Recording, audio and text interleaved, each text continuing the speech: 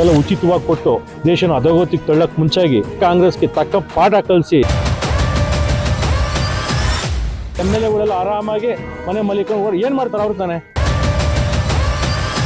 ಕಿತ್ತಾಟದಲ್ಲಿ ನಮ್ಮ ರಾಜ್ಯನ ಸರ್ವನಾಶ ಮಾಡಿ ನಮ್ಮ ಭವಿಷ್ಯಗಳನ್ನೆಲ್ಲ ಹಾಳು ಮಾಡಿ ಎಕ್ಕೂಡ್ಸ್ ಹೊರಟ್ಬಿಡ್ತಾರೆ. ಕುಮಾರಣ್ಣ BJPಗೆ ಹೋಗಿದ್ದಾರೆ ಅಂದ್ರೆ ಅವರ ಎಲ್ಲೋ ಒಂದ್ ಕಡೆ ಚಿಂತನೆ ಏನು ಅಂದ್ರೆ ದೇಶ ಮುಖ್ಯ.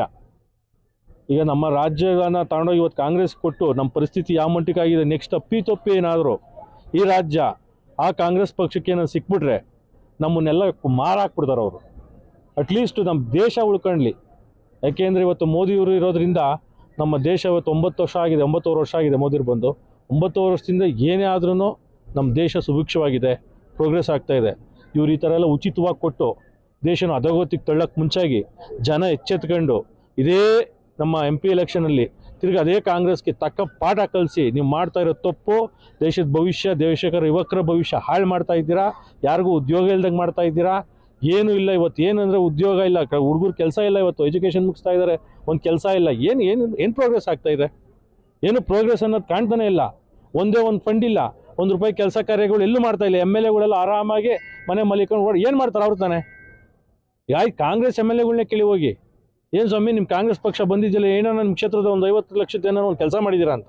ಯಾರ ಕೈಲೂ ಆಗಲ್ಲ. ಇನ್ನೂ ಅಧ್ವಾನ ಗಬ್ಬೆಬ್ರು ಸಾಕ್ಬಿಡ್ತಾರೆ ಇವರು ನಮ್ಮ ರಾಜ್ಯನ.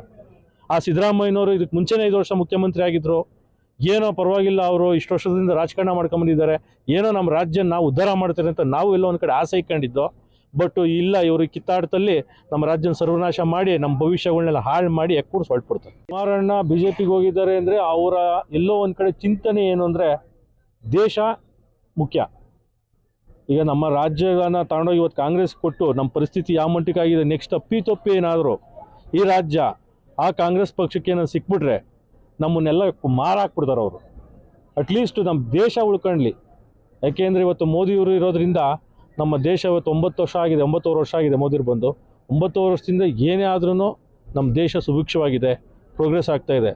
ಇವ್ರು ಈ ಥರ ಎಲ್ಲ ಉಚಿತವಾಗಿ ಕೊಟ್ಟು ದೇಶನ ಅಧೋಗತಿಗೆ ತಳ್ಳಕ್ಕೆ ಮುಂಚಾಗಿ ಜನ ಎಚ್ಚೆತ್ಕೊಂಡು ಇದೇ ನಮ್ಮ MP ಎಲೆಕ್ಷನಲ್ಲಿ ತಿರ್ಗಿ ಅದೇ ಕಾಂಗ್ರೆಸ್ಗೆ ತಕ್ಕ ಪಾಠ ಕಲಿಸಿ ನೀವು ಮಾಡ್ತಾ ಇರೋ ತಪ್ಪು, ದೇಶದ ಭವಿಷ್ಯ, ದೇಶಕರ ಯುವಕರ ಭವಿಷ್ಯ ಹಾಳು ಮಾಡ್ತಾ ಇದ್ದೀರಾ.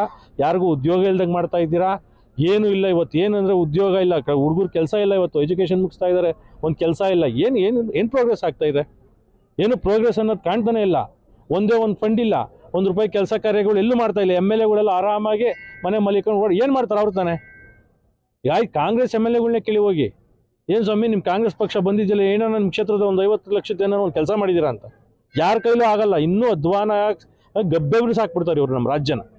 ಆ ಸಿದ್ದರಾಮಯ್ಯನವರು ಇದಕ್ಕೆ ಮುಂಚೆನೇ 5 ವರ್ಷ ಮುಖ್ಯಮಂತ್ರಿ ಆಗಿದ್ದರು. ಏನೋ ಪರವಾಗಿಲ್ಲ, ಅವರು ಇಷ್ಟು ವರ್ಷದಿಂದ ರಾಜಕಾರಣ ಮಾಡ್ಕೊಂಬಂದಿದ್ದಾರೆ, ಏನೋ ನಮ್ಮ ರಾಜ್ಯನ ನಾವು ಉದ್ಧಾರ ಮಾಡ್ತಾರೆ ಅಂತ ನಾವು ಎಲ್ಲೋ ಒಂದು ಕಡೆ ಆಸೆ ಇಟ್ಕೊಂಡಿದ್ದೋ. ಬಟ್ ಇಲ್ಲ, ಇವರು ಕಿತ್ತಾಟದಲ್ಲಿ ನಮ್ಮ ರಾಜ್ಯನ ಸರ್ವನಾಶ ಮಾಡಿ ನಮ್ಮ ಭವಿಷ್ಯಗಳನ್ನೆಲ್ಲ ಹಾಳು ಮಾಡಿ ಎಕ್ಕೂಡ್ಸ್ ಹೊರಟ್ಬಿಡ್ತಾರೆ.